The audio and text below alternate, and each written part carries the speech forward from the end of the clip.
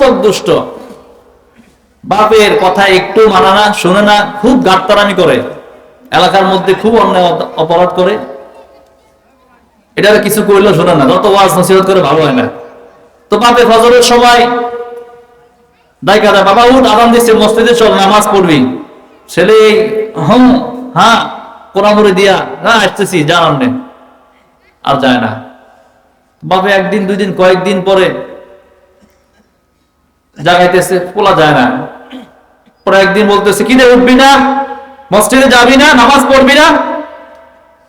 পোলা কো, আব্বা এত চিল্লায়েন না তো, আপনি আমার বয়সে থাকতে কি করছেন, খোঁজ খবর নিয়েছি সব। আমার বয়সে থাকতে আপনি কি করছেন, সব খোঁজ খবর নিয়েছি। বাপে কো, আরে বাপ রে বাপ, তো গোড়া হাত দিয়ে লাইছে। হাত দিয়েছে কোথায়? গোড়া হাত দিয়ে বলাইছে। হ্যাঁ আল্লাহ, হ্যাঁ আমি আর কিছু কমু না, না আমার মান সম্মানে টান বাজাইব, কারণ আমি যা করছি এটা ওপেন করতে চাই না। আল্লাহ তাআলা তাআলা করলে এটা ওপেন করে দিল সবার সামনে। আপনি ছোটবেলা কি করছেন আমার বয়সে, আমার এখন মসজিদে টানাটানি করেন, আমি সব জানছি, সব শুনছি। বাপে কো, আল্লাহ ওরা তুমি হেদায়েত দাও, আমি আর ওরা দাওয়াত দেবো না নামাজের জন্য, তুমি যা করার করো। বাপে মসজিদে গেছে, বাপের নামাজ পড়া শেষ, পেছন দিক দেখে দিয়ে পুরায় হাসির মসজিদে। হ্যাঁ এখন নামাজ পড়া শেষ, বাপের সামনে বসে, আব্বা তসবি পড়েন, দেন তো আমি একটু তসবি পড়ি। ও বাপ তুই নামাজ পড়ছস? কোন নামাজ তো পড়ি নাই। কোন নামাজ পড়ে রাখা, কোন আগে তসবি দেন। নামাজ পড়া নাকি টোগায়, তসবি টোগায়। তো তসবির আলোয় বাপের সামনে বসা তসবি পড়ে, আব্বা আমাদের মানি, আব্বা আমি আপনাকে মানি, আব্বা আমি আপনাকে মানি। কি পড়ে? কথা কয় না, বুঝুন না কথা আমার, হ্যাঁ কথা বলতে আমার সাথে। আব্বা আমি আপনাকে মানি, কি পড়ে? তসবি পড়ে। এমন করতে করতে বাপের চোখে দি নাকে দি পানি চলে আসছে। বাপে কয়, হারে আমার পোলা, যারা আমি এতদিন এত রাগারাগি করছি আমার কথা শুনে না, আমার পোলা আমাকে এত ভালোবাসে, আমার এত ভক্ত, সে তসবি নিয়ে শুধু আমাকে যাবে, আব্বা আমি আপনাকে মানি, আব্বা আমি আপনাকে মানি। বাপে কান্না কাটা দিয়া বাপের জড়ায় ধরে, বাবা তোরা এতদিন খুব ভালো খারাপ ভাবছিলাম, তুই আসলে আমার সঠিক পুত, আমার কাছে এমন পোলা 10টা না পাই, তোর মতো একটা থাকলে যথেষ্ট। কি কর পোলারে, যে 10টা পোলা না থেকে তোর মতো একটা থাকলে যথেষ্ট। তো বাপ তুই যেহেতু আমার কথা শুনস, আমারে খুব মানুষ, তসবি জবস, তোর একটা কথা কই, বাবা এতদিন তো ভয়ে কই না, আমার কথা শুনতি না, আমার শরীরটা খারাপ, আজকে আমার ওই মরিচ খেতে মরিচ খুব পাইকা রয়েছে, অর্ধেক উঠাইছে, বাকি অর্ধেক উঠে গেছে, শরীরটা খারাপ লাগে, বাবা আজকে তুই আমার লগে ল, বাপুতে গেলে আজকে শেষ হয়ে যাবে, উড়ান শেষ হয়ে যাবে। পুরো আবারও তসবি রাখো, আব্বা আমি আপনারা মানি, আব্বা আমি আপনারা মানি। বাপে কল, বুঝলাম তুমি আমাকে মানো, এই জন্যই তো বললাম, মানো দেখে বলছি যে এতদিন আমার কথা শোনো নাই, আজকে একটু আমার সাথে চলো, মরিচ খেতে, একটু মরিচটি উঠাই দিলে খেত আজাদ হয়ে যাবো, তোলা হয়ে যাবো, আজকে শেষ হয়ে যাবো। ফুলতে উঠি কো, আব্বা আমি যদি মরিচ খেতে যাই, মরিচ উঠে কাজ করে আপনারা মানো লাগে, তয়লা আমাদের মানি না। কি কইল? মরিচ খেতে যায় কাজ করে যদি আমি আপনাকে মানা লাগে, তাহলে বাপ আমি আপনাকে মানি না।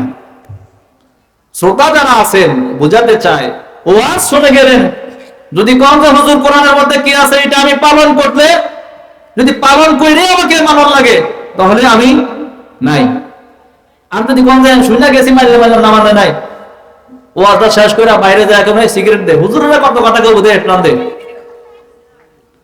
ওয়াজ শুনে প্যান্ডেলের তো রঙটাই ঠান্ডা লাগবে, সিগারেটটা দে, কত কথাই তো বলবো হুজুর রাইট হনুন যাবো। কেউ এমন শ্রোতা নাই? আছে কিনা? এমন মানসিকতা বাদ দেন, ইখলাসের সাথে দুই একটা কথা যেটাই শোনেন, ইখলাসের সাথে নিয়ত খালেস করে যে আমি এই কথাগুলোর উপর আমল করবো। আল্লাহ আমাদের সকলকে তৌফিক দান করুন, পড়ি আমিন। মুহতারাম হাজিরিন, আমি কোরআনে কারীমের মধ্য থেকে সূরাতুল লোকমান নামে একটি সূরা আছে, সূরা লোকমানের কয়েকটি আয়াত তেলাওয়াত করেছি। নিয়ত করেছি আয়াতগুলোর আলোকে কিছু কথা আপনাদের সামনে বলবো, যদি আল্লাহ তাআলার তৌফিক শামিল হাল হয়। আপনারা দোয়া করবেন যেন আল্লাহ তাআলা আমাকে সুন্দর সুন্দর কথাগুলো বলার তৌফিক দেয়। এই জন্য বলেছি যে আমাদের সমাজে বিভিন্ন জায়গায় গেলে লোকেরা বলে যে হুজুর একটু বাবা মার বয়ান করেন, সন্তান বাবা মার খেদমত করে না, একটু বাবা মার জন্য কি করেন, বয়ান করেন, পোলাপান যেন বাবা মার খেদমত করে।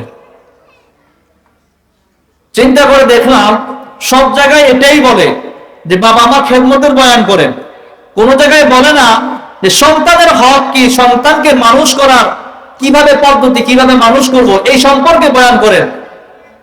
সন্তানকে মানুষ বানানোর জন্য বাবার কি হক আছে, বাবার কি দায়িত্ব আছে, কি কর্তব্য আছে, এই সম্পর্কে বয়ান করেন, কেউ বলে না। শুধু বলে কি বাবা মার খেদমতের বয়ান করেন। বাবা মার খেদমতের বয়ান করা লাগবে না।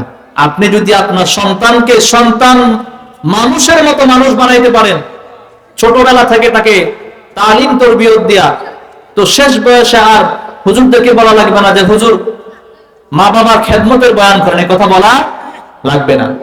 একটা সময় বাংলাদেশে বৃদ্ধাশ্রম বলতে কিছুই ছিল না, এখন বৃদ্ধাশ্রমের অভাব নাই। এবং খুঁজে দেখবেন অধিকাংশই শিক্ষিত পরিবারের, বড়লোক পরিবারের বাবা মা যখন বৃদ্ধ হয়ে যায় তারাই বৃদ্ধাশ্রমে যায় পড়ে থাকে। তা আপনি তো সন্তানকে শিক্ষিত বানাইলেন কিন্তু মানুষ বানাইতে পারেন নাই।